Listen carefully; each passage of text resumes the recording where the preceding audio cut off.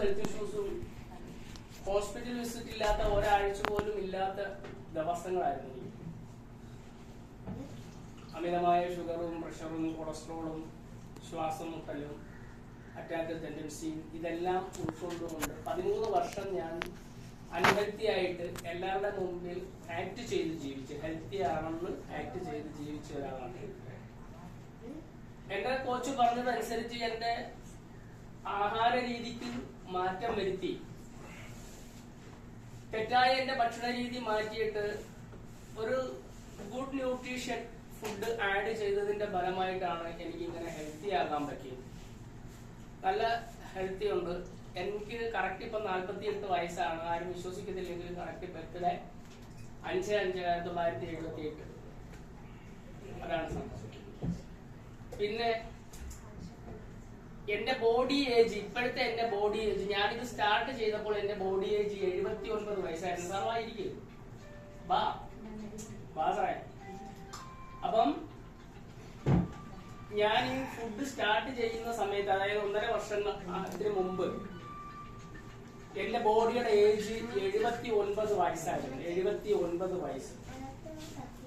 എന്നാൽ ഇന്ന് കലാസ്കാരത് എന്റെ ബോഡി ഏജ് ചെക്ക് ചെയ്ത് കഴിഞ്ഞാൽ 40, ഇന്നലെ എത്രയാണ്? 45. എന്റെ ബോഡിക്ക് 45 വയസ്സേ ഉള്ളൂ. അപ്പൊ ഈ 45 വയസ്സേ ഉള്ളൂ എന്ന് ഞാൻ ആധികാരികമായിട്ട് പറയുമ്പോൾ 45 വയസ്സുള്ള ഒരാൾ എന്തെല്ലാം ആക്ടിവിറ്റീസ് ചെയ്യാൻ പറ്റുന്നോ അതെല്ലാം എന്റെ ശരീരം കൊണ്ട് ചെയ്യാൻ പറ്റുന്ന സംവിധാനത്തിലേക്ക് എന്നെ മാറ്റി. എന്നാൽ 46 വയസ്സ് കഴിഞ്ഞ് എനിക്ക് സ്വന്തമായിട്ട് ബാത്റൂമിൽ പോകാനോ അല്ലെങ്കിൽ ബൈക്ക് കിക്കർ അടിച്ച് സ്റ്റാർട്ട് ചെയ്യാനോ വീടിന്റെ വാതിൽ നിന്ന് ഗേറ്റ് വരെ നടന്നു പോകാനോ ഉള്ള ആരോഗ്യസ്ഥിതിയല്ല ഇല്ലായിരുന്നു എനിക്ക്. ആ സ്ഥിതിയിൽ നിന്നും ഇന്ന് ഞാൻ TB ജംഗ്ഷൻ വരെ രാവിലെ 3 കിലോമീറ്റർ ചില്ലുവാനം നടന്ന് തിരിച്ച് വീട്ടിലേക്ക് 3 കിലോമീറ്റർ ചില്ലുവാനം നടന്നു പോകാനുള്ള കപ്പാസിറ്റി എനിക്കുണ്ട്. TB ജംഗ്ഷൻ വരെ അല്ലെങ്കിൽ പുനലൂർ വരെ മാക്സിമം വൈഫുമായിട്ട് വഴക്കുണ്ടായിട്ട് ഡ്രൈവ് ചെയ്യുന്ന ഒരു സംവിധാനമായിരുന്നു എനിക്ക്. എന്തെങ്കിലും ഒരു അത്യാവശ്യത്തിന് എല്ലാവരുടെ പോകണമെങ്കിൽ മാക്സിമം പുനലൂർ വരെ എനിക്ക് ഡ്രൈവ് ചെയ്യാൻ പറ്റുന്ന പാടില്ല. എന്നാൽ ഇന്നലെയും രാത്രിയിൽ ഞാൻ തിരുവനന്തപുരത്ത് പോയി തിരിച്ചു വന്ന ആളാണ്.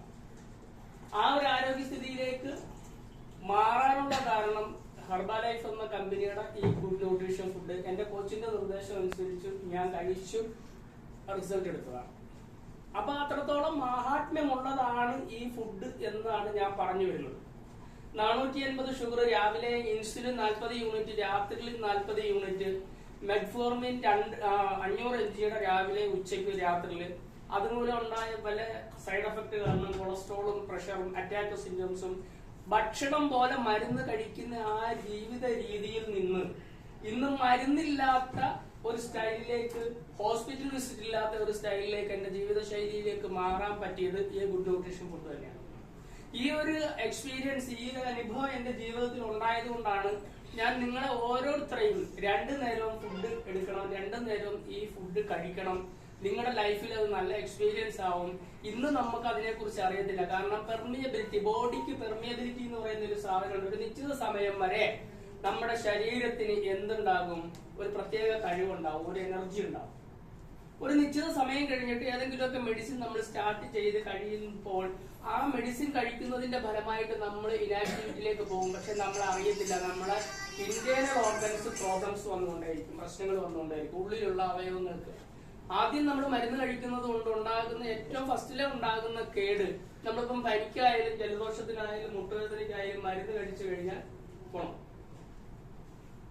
മരുന്ന് കഴിച്ചു കഴിഞ്ഞാൽ പോണം. മരിച്ചോട്ടെ. ഓക്കെ, എല്ലാരും എടുക്കണേ. 1 കാര്യം വാങ്ങിനെ എടുത്താ നെക്സ്റ്റ് എടുത്താ കഴിച്ചോ? Okay okay okay. ബാക്കിയുള്ളത് ഇരിക്കാം, സീറ്റുണ്ട്.